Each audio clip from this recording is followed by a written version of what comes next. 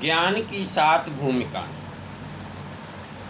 योग वशिष्ठ रामायण में ज्ञान की 7 भूमिकाएं इस प्रकार निर्दिष्ट हैं।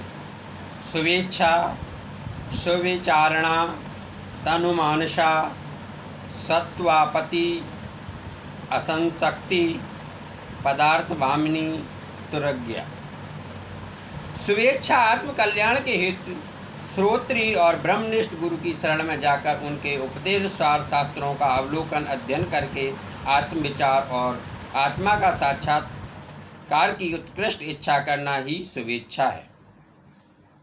सुविचारणा सद्गुरु कथित उपदेश वचनों का तथा मोक्ष शास्त्रों का बार बार चिंतन और विचार करना ही सुविचारणा है। तनुमानसा श्रवण मनन और निध्यासन से शब्दादिक विषयों के प्रति जो अनासक्ति होती है और सभी कल्प समाधि में अभ्यास से बुद्धि की और जो तनुता सूक्ष्मता प्राप्त होती है वही तनुमानसा है। सत्वापति उपर्युक्त तीनों से साक्षात्कार पर्यंत स्थित अर्थात निर्विकल्प समाधि रूप स्थिति ही सत्वापति है।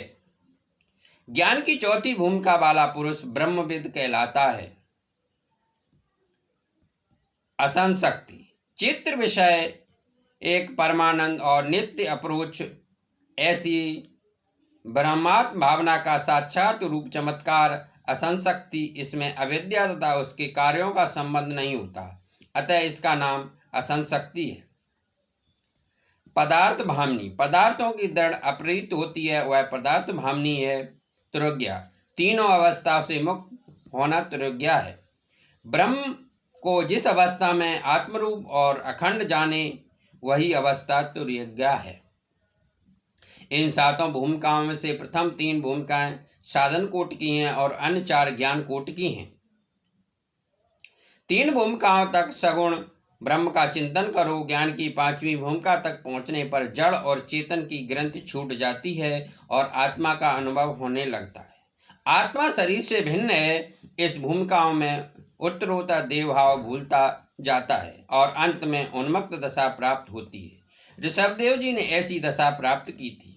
ज्ञानी जन भी इंद्रियों से डरते हैं, वे इंद्रियों का विश्वास नहीं करती। मन का विश्वास कभी मत करो, बोलने की इच्छा ही न होने पाए, इसलिए ऋषभदेव जी अपने मुंह में पत्थर रखते थे। यौवन में ही वैराग्य न आए, सांसारिक विषयों के प्रति अरुचि न हो पाए तो प्रभु भक्ति प्राप्त नहीं होती। विषयों के प्रति जब तक वैराग्य न जागे तब तक भक्ति का आरंभ नहीं होता। आँख को शक्ति देता है मन, मन को बुद्धि शक्ति देती है और बुद्धि को शक्ति देती है परमात्मा। आँख के साथ मन न हो तो वस्तु दिखाई नहीं देती। ऋषभदेव जी कर्नाटक आए, दावग्न में बुद्धिपूर्वक प्रवेश किया। देह जलती है पर आत्मा को तो कुछ नहीं होता, ऐसा आत्मनिष्ठ परमहंसों के लिए ही है। ऋषभदेव जी का चरित्र सामान्य मनुष्य के लिए अनुकरणीय नहीं है। ऋषभदेव जी का सबसे श्रेष्ठ पुत्र था भरत। इसी भरत के नाम से अपने देश का नाम भरतखंड पड़ा। ऋषभदेव जी के पश्चात भरत ने देश का शासन संभाला। उनकी कथा वर्तमान काल के लिए उपयोगी है। भरत जी महाभागवत हैं। उनके संग के सभी में भगवत भाव जगता था। उनके संग में आने वाले भक्ति रंग में रंग जाते हैं। भरत जी ने व्यवहार की मर्यादा का कभी उल्लंघन न किया था। वे महावैष्णव होने पर भी यज्ञ करते थे। अग्नि ठाकुर जी का मुख है। प्रत्येक देव को इष्ट देव का ही स्वरूप मानकर अन्य देवों की कृपा, अन्य देवों में कृष्ण का अंश मानकर पूजा करते हैं। अनेक यज्ञ करके उसका सारा पुण्य श्री कृष्ण के चरणों में अर्पित करते थे। कर्मफल परमात्मा को अर्पित करोगे तो आनंद होगा। कर्मफल प्रभु को अर्पित करने से कर्म में अभिमान नष्ट होता है। ईश्वर से अत्यधिक प्रेम करो, तभी किए हुए कर्मों का पुण्य परमात्मा को अर्पित कर सकोगे। पत्नी श्रम करती है और उसका फल दे देती है अपने पति को। कर्म करो किंतु कर्म के फल के उपयोग की इच्छा न करो। कर्म फल के उपयोग की इच्छा रखोगे तो कर्म का अल्प फल ही मिलेगा, पर यदि कर्म फल भगवान को अर्पित करोगे तो अनंत फल मिलेगा।